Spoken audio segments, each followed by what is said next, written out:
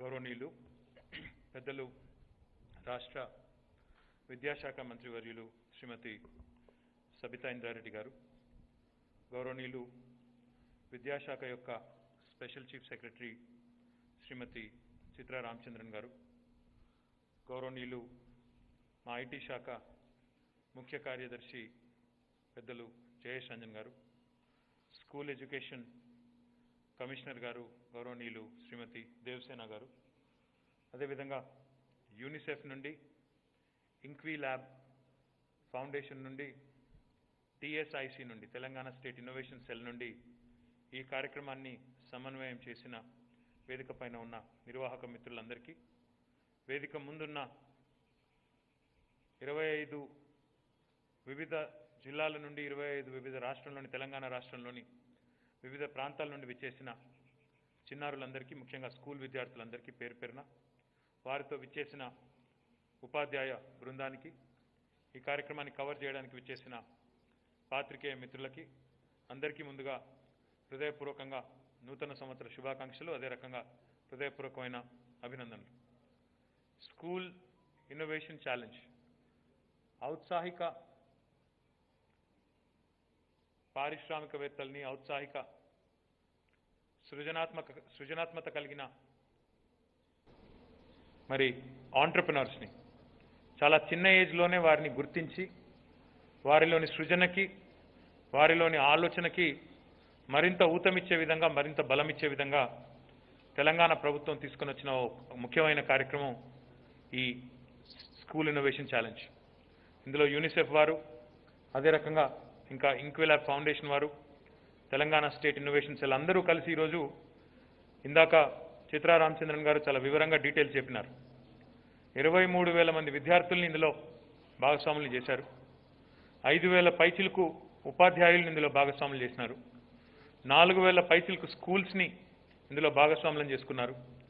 దాదాపు 7,000 పైచిలకు ఐడియాస్ నుండి ఈరోజు వివిధ దశల్లో వాటిని ఫిల్టర్ చేస్తూ, వివిధ దశల్లో స్క్రీన్ చేస్తూ, ఈరోజు ఫైనల్కి ఫిబ్రవరిలో ప్రారంభించి ఈరోజు మళ్ళీ జనవరి, అంటే దాదాపు ఒక 11 నెలల పాటు జరిగిన ఈ కార్యక్రమం ఫైనల్కి అందులో అత్యుత్తమమైన 25 ఐడియాస్ని ఇక్కడ గుర్తించి హైదరాబాద్ తీసుకొచ్చి వారి చేత ఈ ఎగ్జిబిషన్ ఏర్పాటు చేయించి వారందరితో కూడా మమ్మల్ని కల్పించి వారి ఆలోచనల్ని ప్రపంచం ముందు పెట్టే ఒక మంచి కార్యక్రమాన్ని చేసిన ఎడ్యుకేషన్ డిపార్ట్మెంట్కి, ముఖ్యంగా మంత్రి గారు శ్రీమతి సబితా ఇంద్రారెడ్డి గారికి అందరం ఒకసారి చప్పట్లతో వారి టీం మొత్తానికి కూడా హృదయపూర్వకంగా అభినందనలు చెప్పాలని నేను కోరుతా ఉన్నాను. ఎందుకంటే పెద్దలు చెప్తారు, ఇన్నోవేషన్ అనేది, ఆవిష్కరణలు లేదా కొత్త కొత్త ఆలోచనలు అనేది ఎవరి గుత్త సొత్తు కాదు.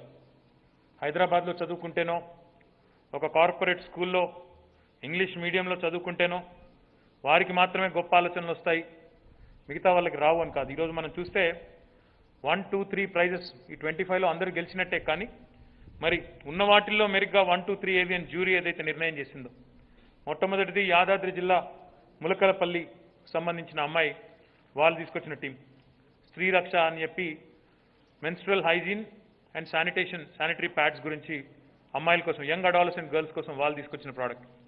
రెండవది మహబూబాబాద్ జిల్లా అనుకుంటాను, ఆ 3 పిల్లలు, వారి దంతాల్పల్లి, మహబూబాబాద్ జిల్లా దంతాల్పల్లి, రాజేష్, అభిషేక్ అండ్ వేణు.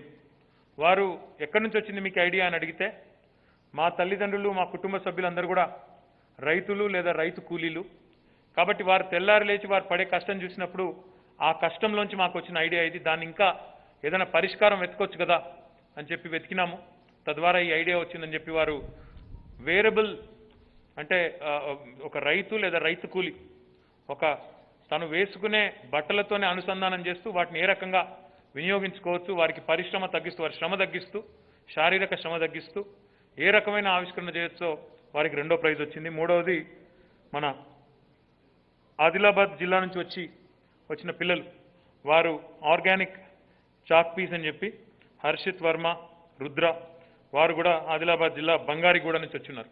3 జిల్లాలు, ఎక్కడ ఆదిలాబాదు, ఎక్కడ మహబూబాబాద్, ఎక్కడ యాదాద్రి, మన హైదరాబాద్ దగ్గర ఉన్న యాదాద్రి అనుకోండి, ఈ 3 జిల్లాల నుంచి వచ్చిన ZPHSలో చదువుతున్న పిల్లలు, ఒకరు ZPHS, ఇంకొకరు TSMS Telangana state model school, ఈ 3 స్కూల్స్ నుంచి వచ్చిన పిల్లలు వారు చెప్తుంటే మాకు బాగా నచ్చింది ఏంటంటే, నేను మంత్రి గారు అదే మాట్లాడుకుంటా ఉన్నాం. మనం తయారు చేసింది ఏంది అనేది పక్కన పెడితే వాళ్ళలో ఉన్న ఆత్మవిశ్వాసం, వాళ్ళు ప్రజెంటేషన్ ఇచ్చేటప్పుడు వాళ్ళు ఇంగ్లీష్లో మాట్లాడుతున్నప్పుడు కానీ, వారి ప్రోడక్ట్ గురించి వివరంగా చెప్తున్నప్పుడు కానీ, వారిలో కొత్త వాళ్ళని కలుస్తున్నామని కానీ, ఇద్దరు మంత్రులు ఇంకా చాలా సీనియర్ అధికారులు చాలామంది ఉన్నారని కానీ, మా ముందు కెమెరాలు ఉన్నాయి మమ్మల్ని మీద ఫోకస్ చేసి ఉన్నాయనే బెరుకు కానీ, జంకు కానీ, గొంకు కానీ లేకుండా ఆత్మస్థైర్యంతో చాలా నిబ్బరంగా, మొన్నటిదాకా తెలుగు మీడియంలో చదువుకున్న ఈ మధ్యనే ఇంగ్లీష్లోకి స్విచ్ అయినా వాళ్ళు చెప్తున్న పద్ధతి చూస్తూ ఉంటే చాలా ముచ్చటేసింది, చాలా సంతోషం కూడా అనిపించింది. ఎందుకంటే అన్నిటికన్నా ముఖ్యం అది. చాలామందికి క్లారిటీ ఆఫ్ థాట్ ఉంటుంది, అంటే ఆలోచనలో స్పష్టత ఉంటుంది, కానీ క్లారిటీ ఆఫ్ ఎక్స్ప్రెషన్ ఉండదు, చెప్పేటప్పుడు విషయంలో స్పష్టత ఉండదు. కానీ ఇక్కడ వచ్చిన పిల్లల్ని చూస్తే నిజంగా మీ అధ్యాపకులందరూ కూడా నేను హృదయపూర్వకమైన అభినందనలు కూడా నేను తెలియజేస్తా ఉన్నాను. ఎందుకంటే మీరు ఆ రకంగా వారికి ఆత్మస్థైర్యాన్ని ఇచ్చినారు. ఆ రకమైన ప్రజెంటేషన్కి, ఆ రకమైన నేర్పుతో, ఓర్పుతో వాళ్ళకి మీరు ఎన్నో రకాలుగా ట్రైన్ చేసింటే ఎన్నో దశల తర్వాత వాళ్ళు ఆ స్థాయికి వచ్చి మాట్లాడగలిగిన పరిస్థితి. క్లారిటీ ఆఫ్ థాట్ కానీ, క్లారిటీ ఆఫ్ ఎక్స్ప్రెషన్ కానీ, ఐడియా కానీ, దాని ఎగ్జిక్యూషన్ కానీ కొన్ని చూస్తూ ఉంటే చాలా ఆశ్చర్యం అనిపించింది. ఒక అమ్మాయి అక్కడ బషీరా అనే అమ్మాయి నల్గొండ నుంచి వచ్చింది. వాళ్ళ నాన్న ఈ మధ్యనే పక్షవాతంతో పారాలిటిక్ స్ట్రోక్ వచ్చింది. ఆయనకు సంవత్సర కాలం పాటు అమ్మాయి స్కూల్ బంద్ చేసి సపర్యలు చేసింది, ఇంట్లో ఉండి ఆ నాన్నని చూసుకుంది. ఆ అమ్మాయి ఈరోజు వాళ్ళ నాన్నబడ్డ కష్టాన్ని చూసి వీల్ చైర్లో ఉన్నాడు సంవత్సరం పాటు, ఇప్పుడిప్పుడే చేతి కర్ర పట్టుకొని నడుస్తున్నాడు. ఆయన కోసం ఏమైనా చేయాలనిపించింది, అందుకే నేను ఈ హైడ్రాలిక్తో కూడిన వీల్ చైర్ తయారు చేశానని చెప్తుంటే చాలా గొప్పగా అనిపించింది. అంటే ఏ రకమైన ఆలోచనలు పిల్లలకి మనం కొద్దిగా ఊతమిస్తే, కొద్దిగా ప్రోత్సాహం ఇస్తే వస్తాయో చెప్పడానికి ఇవన్నీ కూడా ఒక చిన్న ఎగ్జాంపుల్స్. కొంతమంది మహిళలకు సంబంధించి, యంగ్ అడాలసెంట్ విమెన్కి సంబంధించి, మెన్స్ట్రుయేషన్ సంబంధించి, మెన్స్ట్రల్ హైజీన్కి సంబంధించి 2-3 అమ్మాయిలు చెప్పినారు. తాండూరు నుంచి వచ్చిన అమ్మాయిలు వాళ్ళొక షీఫరస్ అనే ఒక కాన్సెప్ట్ పెట్టి ఏ రకంగా బాలికలు, కౌమార బాలికలు వారికి ఏ రకమైన సౌకర్యాలు కల్పిస్తే స్కూల్ డ్రాప్ అవుట్స్ కాకుండా ఏ రకంగా స్కూల్లోనే ఉంటారు అని చెప్పి, ఒక గైనకాలజిస్ట్ నెలకోసారి రావాలి, వాళ్ళని చూసుకోవాలి, వాళ్ళకి స్కూళ్ళలోనే శానిటరీ ప్యాడ్స్ ఇవ్వాలి, ఇవన్నీ చెప్తుంటే చాలా ముచ్చటేసిందంటే తమకు కలిగిన సమస్యలు ఇంకోరికి కలగకూడదు, తమకు జరిగిన ఇబ్బంది ఇంకోరికి కలగకూడదు అనే ఆలోచన రావడమే సమాజంలో ఒక గొప్ప ఆలోచన అని చెప్పక తప్పదు.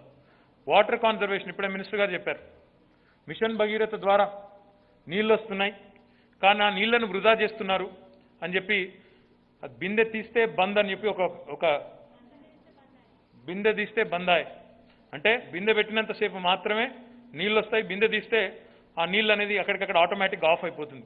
అట్లాంటి ఆలోచన. అదే రకంగా వేరే అబ్బాయి, వేరే ఒక టీము మిషన్ భగీరథలో నీళ్లు ఎవరైనా వృధా చేస్తే వారికి ఏ రకంగా ఒక అలర్ట్ సిస్టమ్ ద్వారా మానిటర్ చేస్తూ వారికి ఏ రకంగా మెసేజ్ ఇవ్వచ్చు అని చెప్పి ఇంటింటికి నల్లబెట్టిన తర్వాత ఊళ్ళల్లో నీళ్లు వృధా కాకూడదన్న ఆలోచన ఇంకొకరు. ఈ రకంగా వ్యవసాయ పనిముట్లు, ఎన్నో రకాల ఆలోచనలు, ఎన్నో రకాల సృజనాత్మకమైన ఆవిష్కరణలతో ఈరోజు ఈ స్కూల్ ఇన్నోవేషన్ ఛాలెంజ్లో వచ్చిన పిల్లలందరికీ నేను హృదయపూర్వకమైన అభినందనలు తెలియజేస్తూ, ఇదే రకమైన స్ఫూర్తితో, ఎందుకంటే ప్రపంచవ్యాప్తంగా మీరు చూసినట్టయితే ఈరోజు నిన్న మన ప్రధానమంత్రి గారు కూడా అన్నారు, today's startup is tomorrow's MNC అని. ఈరోజు ఒక చిన్న అంకుర పరిశ్రమగా ప్రారంభమైన, ఒక చిన్న ఐడియాతో ప్రారంభమయ్యే ఒక అంకుర పరిశ్రమ రేపటి మల్టీనేషనల్ కంపెనీగా వెదుగుతుంది, వేల మందికి ఉపాధి అవకాశాలు కల్పించే అవకాశం ఉంటుంది అని. అది వాస్తవం. ఎందుకంటే ఈరోజు పిల్లల్లో ఉండే ఈ సృజనాత్మకతను మనం ప్రోత్సహిస్తే, ఎందుకంటే భారతదేశంలో మనందరికీ కూడా తెలుసు, పేరెంట్స్ యొక్క ప్రెషర్ ఏమంటారు, పేరెంట్స్ చదివితే నువ్వు డాక్టర్ కావాలి అయితే, లేకపోతే ఇంజనీర్ కావాలి, 2 మార్గాలు చెప్తూ ఉంటారు. అట్లా కాకుండా నేను సొంతంగా నా కాళ్ళ మీద నిలబడి నేనేమైనా చేసుకుంటే, నేనేమైనా చేయగలిగితే చేస్తాను, ప్రయత్నిస్తానంటే కూడా చాలాసార్లు, చాలా సందర్భాల్లో చిన్నప్పుడే మొగ్గలోనే తుంచేస్తారు ఆ ఆలోచనని కానీ, ఆ ఐడియాని కానీ. చిన్నప్పుడే వద్దు, అదంతా వద్దు, బాగా చదువుకో, ఎంసెట్ రాయి, నీట్ రాయి, డాక్టర్గా, ఇంజనీర్గా అని చెప్పి అటువైపు తోసే ప్రయత్నం చేస్తారు.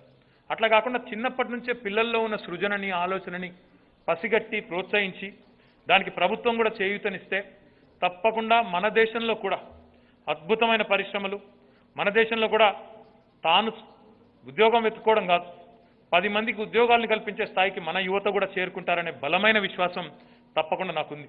ఎందుకంటే భారతదేశం ఈరోజు మీరు చూసినట్టయితే 65% భారతదేశ జనాభా 35 ఏళ్ల లోపల ఉంది. 50% భారతదేశ జనాభా 27 ఏళ్ల లోపల ఉంది. We're the youngest country in the world today. ప్రపంచంలో అన్ని దేశాల్లోనేమో ఏజ్ పెరుగుతూ ఉంది, యావరేజ్ ఏజ్ పెరిగిపోతూ ఉంది. కానీ భారతదేశంలో ఈరోజు ఇప్పటికి కూడా 27 ఏళ్ల లోపల ఉన్న వాళ్ళే 50% జనాభాలో ఉన్నారు. 35 ఏళ్ల లోపల ఉన్న వాళ్ళు 65% మంది ఉన్నారు. వారిని మనం సరిగ్గా వాడుకుంటే, వారి తెలివితేటలకి సరైన విధంగా ఛానలైజ్ చేయగలిగితే అద్భుతాలు సృష్టించవచ్చు. కేవలం భారతదేశానికే కాదు, ప్రపంచానికే పరిష్కారాలు చూపెట్టే సత్తా కూడా మనకుందని నేను అనుకుంటా ఉన్నాను. అందులో భాగంగానే ఈరోజు తెలంగాణ రాష్ట్ర ప్రభుత్వం ఒక తెలంగాణ స్టేట్ ఇన్నోవేషన్ సెల్ ప్రారంభించిన, జిల్లాల్లో ఈరోజు ఇన్నోవేషన్ ఛాలెంజెస్ ఇవన్నీ పెడతా ఉన్నా, లేదా రాష్ట్రం మొత్తానికి కూడా టీ హబ్ లాంటి కార్యక్రమాలు చేసిన, వి హబ్ అనే కార్యక్రమం పేరిట మహిళలకి, ఆ మహిళా ఆంటర్ప్రినర్స్కి ఒక అవకాశం ఇచ్చిన, అదే రకంగా రిచ్ అనే పేరిట research and innovation circle of Hyderabad పేరిట ఇక్కడ ఉన్న ఇన్స్టిట్యూషన్స్ని, ఇక్కడ ఉన్న ఇండస్ట్రీని ఒక కొలాబరేటివ్ పద్ధతిలో కలగలిపి మార్కెట్లో ప్రజల అవసరాలు ఏమున్నాయి, దానికి తగ్గ విధంగా ఆవిష్కరణలు ఉండాలని ఆలోచన చేసిన, ఇవన్నీ కూడా తెలంగాణ ప్రభుత్వం గడిచిన 6-7 ఏళ్లుగా బ్రహ్మాండమైన కార్యక్రమాలు ఎన్నో తీసుకొని వచ్చింది. కానీ అన్నిటికన్నా ముఖ్యం, సమాజంలో కూడా కొంత మార్పు రావాల్సిన అవసరం ఉంది. మన పిల్లల్ని మనం ఎంకరేజ్ చేయాలి. మన పిల్లల్ని మనం ప్రత్యామ్నాయంగా వాళ్ళు ఏదైనా ఆల్టర్నేటివ్ థింకింగ్ కూడా ఆలోచనలతో కూడా ముందుకొస్తే వారిని ఎంకరేజ్ చేయాలనే విధంగా స్కూళ్ళల్లో అధ్యాపకులు కానీ, ఉపాధ్యాయులు కానీ, అదే రకంగా ఇళ్లలో మన పేరెంట్స్ కానీ ఎంకరేజ్ చేసే విధంగా సమాజంలో కూడా కొంత మార్పు రావాలి. తప్పకుండా ప్రజలను ఈ రకమైన ఆలోచనలతో వచ్చే ఔత్సాహికులను ప్రోత్సహించవలసిన బాధ్యత ప్రభుత్వాల మీద, మనందరి మీద కూడా ఉంది. కాబట్టి ఈరోజు ఇంత చక్కటి కార్యక్రమంలో పాల్పంచుకునే అవకాశం, ఎందుకంటే ఒక్కొక్క పిల్లోడితో ఒక్కొక్క అమ్మాయితో మాట్లాడుతూ ఉంటే సమయం నిజంగానే తెలవలేదు. ఎందుకంటే చాలామంది వాళ్ళు ఎంతో ఉత్సాహంతో నెలలు పరిశ్రమ చేసి నెలలు కష్టపడి తీసుకొచ్చిన ప్రోడక్ట్కి వారిని మాట్లాడి ఉత్సాహపరిస్తే మరిన్ని ఆవిష్కరణలు తీసుకొస్తారన్న ఉద్దేశంతో దాదాపు 1.5 గంటల పాటు అన్ని స్టాల్స్ తిరిగి అందరితో మాట్లాడి వారందరినీ కూడా ప్రోత్సహించే ఒక చిరు ప్రయత్నం మా వైపు నుండి మేము చేసినాం. తప్పకుండా ఈ ఇన్నోవేషన్ ఛాలెంజ్ని భవిష్యత్తులో కూడా కంటిన్యూ చేయాలని, జిల్లాల వారీగా కూడా దీన్ని తీసుకొని పోవాలని. ఎందుకంటే ప్రతి జిల్లాలో కూడా ఇట్లాంటి కార్యక్రమం చేసినట్టయితే మరింత మంది పిల్లలకు అవకాశం వచ్చే ఆస్కారం ఉంటుంది, మరింత మంది పిల్లలు ఇందులో పాల్గొనే ఆస్కారం కూడా ఉంటుంది. కాబట్టి జిల్లాల వారీగా ఇప్పుడు మనకి 33 జిల్లాలు ఉన్నాయి. జిల్లాల్లో కూడా ఏ జిల్లాకు ఆ జిల్లా సైన్స్ ఫేర్ లాగా కాకుండా నాణ్యమైన ఒక ఇన్నోవేషన్ ఛాలెంజ్ని పిల్లల్లో పెట్టగలిగితే, నేను ఎడ్యుకేషన్ మినిస్టర్ గారితో ఇంకొక విజ్ఞప్తి కూడా చేస్తా ఉన్నాను. ఇక్కడ జయేష్ రంజన్ గారు ఈరోజు వేదిక మీద వారు జేఎన్టీయూ వైస్ ఛాన్సలర్గా కూడా ఉన్నారు. కేవలం ఒక ఇన్నోవేషన్ అనేది ఏదో పార్ట్ టైం చేసినట్టు కాకుండా వారు చేసే ఇన్నోవేషన్ కనుక బాగుంటే దానికి కోర్స్ క్రెడిట్స్ కూడా ఇవ్వండి, మార్క్స్ కూడా ఇవ్వండి పిల్లలకి. తద్వారా ఏమవుతుందంటే కోర్సులోనే, కరికులంలోనే భాగం అయితే తప్పకుండా పిల్లలు చేసే సమయం కూడా వృధా కాదు, చేసే పని కూడా వృధా కాదు అనే ఒక భావన వస్తుంది. ఉదాహరణకు జేఎన్టీయూలో ఇంజనీరింగ్ కాలేజీలు ఉన్నాయి. వారిని పిల్లల్ని మనం చక్కటి నాణ్యమైన చదువు చెప్తున్నాం, ఇంజనీరింగ్ చదువుకుంటున్నారు. సంవత్సరానికి వేల సంఖ్యలో ఇంజనీర్లు ఈరోజు తెలంగాణ నుంచి వస్తూ ఉన్నారు. కానీ ఇంజనీరింగ్ పాస్ అయిన తర్వాత కూడా మళ్ళీ ఒక ఇండస్ట్రీలో చేరిన తర్వాత 6 నెలలు, సంవత్సర కాలం పాటు మళ్ళీ అక్కడ ఆ ఇండస్ట్రీలో ఉండే మెలకువలు, థియరీకి ప్రాక్టికల్కి ఉండే వ్యత్యాసాన్ని అర్థం చేసుకుని ప్రాక్టికల్ వరల్డ్లో ఆ పరిశ్రమలో కుదురుకోవడానికి కూడా దాదాపు సంవత్సరం నుంచి 6 నెలల కాలం పడుతూ ఉంది. అట్లా కాకుండా ఇంజనీరింగ్ మూడో సంవత్సరంలోనే ఒక ప్రోగ్రామ్ తీసుకొని దానికి కూడా కోర్స్ క్రెడిట్స్ ఇచ్చి దానికి అప్రెంటిస్షిప్ అంటారా, లేకపోతే ప్రాక్టీస్ స్కూల్ అంటారా, పరిశ్రమలతో అనుసంధానం చేసి చేయాలనే ముఖ్యమంత్రి గారి ఆలోచన ఏదైతే ఉందో తప్పకుండా దాన్ని కనుక చేసినట్టయితే మరిన్ని ఆవిష్కరణలు, మరింత నాణ్యమైన థింక్ ఫోర్స్, నాణ్యమైన వర్క్ ఫోర్స్ మన రాష్ట్రం నుంచి వస్తుంది. ఈ మాట ఎందుకంటా ఉన్నానంటే పరిశ్రమలు వస్తూ ఉన్నాయి తెలంగాణకి. ఈరోజు ఉదయం మీరు పేపర్ చూసింటారు.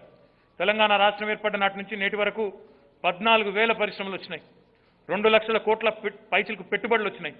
కానీ ఆ వచ్చిన పరిశ్రమల్లో స్థానిక పిల్లలకు ఎంతమందికి ఉపాధి అవకాశాలు వచ్చినాయంటే మరి ఆ శాతం బాగానే ఉన్నప్పటికీ ఇంకా మెరుగ్గా చేసుకోవాల్సిన బాధ్యత మన మీద ఉంది.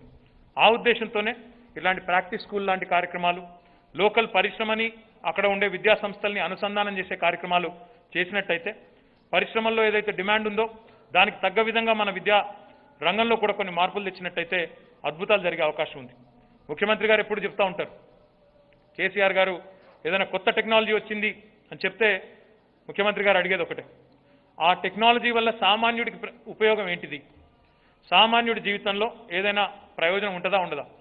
సామాన్యుడికి ఉపయోగపడని సాంకేతిక పరిజ్ఞానం నిష్ఫలం, వృధా అని చెప్పి ముఖ్యమంత్రి గారు ఎప్పుడు చెప్తా ఉంటారు. కానీ ఈరోజు ఈ పిల్లలందరినీ కలిసిన తర్వాత ఒకరు ఇన్ఫ్రారెడ్ గురించి మాట్లాడుతున్నారు, సెన్సార్స్ గురించి మాట్లాడుతున్నారు, ఆటోమేటిక్గా ఏ రకంగా మనం మన టాయిలెట్ని క్లీన్గా ఉంచవచ్చో చెప్తా ఉన్నారు, ఏ రకమైన టెక్నాలజీని వాడుకోవచ్చో పిల్లలందరూ కూడా చెప్తా ఉంటే, గ్రామీణ ప్రాంతాల నుంచి వచ్చిన పిల్లలు చెప్తా ఉంటే, చాలామంది సోషల్ ఇన్నోవేటర్స్, రూరల్ ఇన్నోవేటర్స్ మీరు మాట్లాడుతున్నప్పుడు హృదయం ఈరోజు నిజంగా కూడా చాలా ఆనందంతో మా అందరి హృదయాలు కూడా నిండిపోయినాయనే విషయాన్ని మళ్ళొకసారి మీకు తెలియజేస్తూ, మరి ఈరోజు హైదరాబాద్ దాకా వచ్చి ఇంతమంది ముందు ఇంత ధైర్యంగా బెరుకు లేకుండా, జంకు లేకుండా, గొంకు లేకుండా చాలా చక్కగా ప్రజెంటేషన్ ఇచ్చిన ప్రతి ఒక్క ఈ స్కూల్ ఇన్నోవేషన్ ఛాలెంజ్లో పాల్గొన్న ప్రతి ఒక్క స్టూడెంట్కి మళ్ళొకసారి హృదయపూర్వకంగా చప్పట్లతో అభినందనలు తెలియజేస్తూ, ముఖ్యంగా ఎడ్యుకేషన్ డిపార్ట్మెంట్కి, యూనిసెఫ్కి, ఇంక్విలాబ్ ఫౌండేషన్కి, తెలంగాణ స్టేట్ ఇన్నోవేషన్ సెల్కి, విద్యాశాఖకి ముఖ్యంగా హృదయపూర్వకమైన